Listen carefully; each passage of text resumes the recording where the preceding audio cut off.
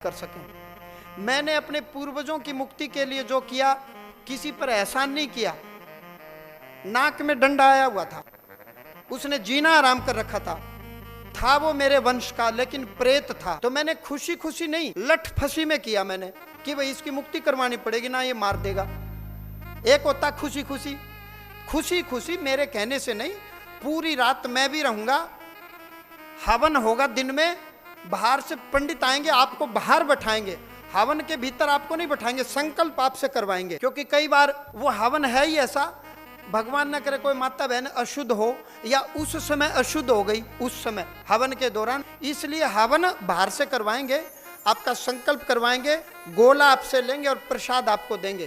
पुत्र प्राप्ति के लिए खीर खिलाएंगे, चरू, और श्रीमंत यज्ञ में बादाम का प्रसाद, और रात में जो वंश वृद्धि के लिए घी से करें, पूरी रात घी से, अमरबेल या कुशा का जल, डाब या अमरबेल का रस रोग निवारण के लिए।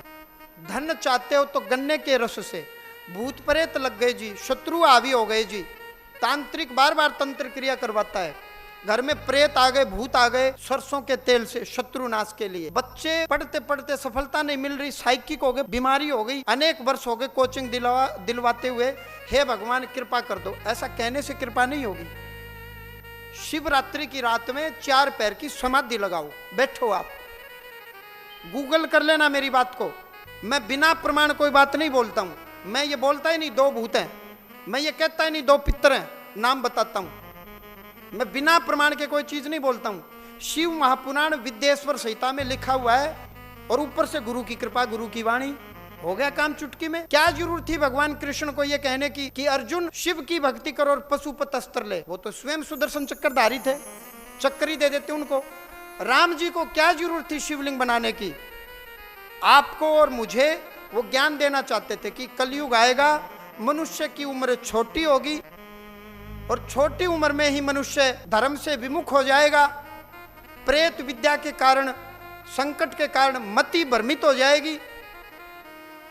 तो इतने में ही मेरी बात को आप शिरोधार्य करें, मेरा कोई कमीशन नहीं। घी चढ़ाओगे, आप चढ़ाओगे, शिव को चढ़ाओगे, सामान यहाँ सब तैयार मिलेगा।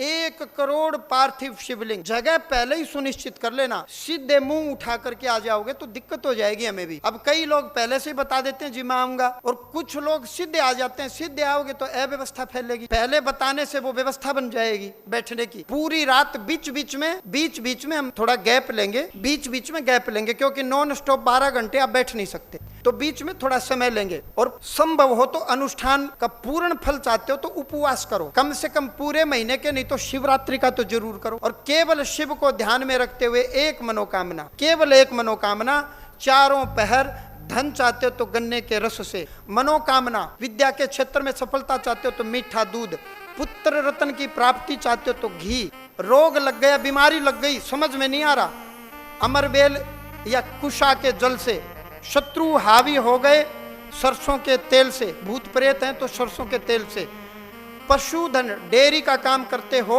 जमीन जायदाद का कोई मैटर है तो दही से, पाप नाश के लिए, मेरे से कोई पाप हो गया और कई बार एकांत में मैं बैठता हूं तो मेरे चित्त से वो बात निकल नहीं रही, मेरे दिल में आता है कि मैंने उस समय गलत किया और पता नहीं मेरे वो चित्त में वो बात बैठी हुई है, तो इसका मतलब वो पाप अभी चिपका हुआ है, बार बार आपकी आत्मा कचोटती है। तो पाप नाश के लिए शहद से करवाएं। अलग अलग नियम है, अलग अलग विधि है। भगवान शिव का श्रावण शिवरात्रि 11 तारीख को ये अनुष्ठान होगा। पार्थिव शिवलिंग, जो सामर्थ्यवान है, जिनको भगवान ने सामर्थ्य दे रखा है वो करें, जिनका सामर्थ्य नहीं है वो मंत्र पाठ करें और उपवास करें। भगवान नारायण उनका सामर्थ्य बनाएं, उनकी मन की कामना की पूर्ति करें। एक बार दोनों हाथ उठाएंगे और जोर से उद्घोष करेंगे, बोलेंगे सच्चे दरबार की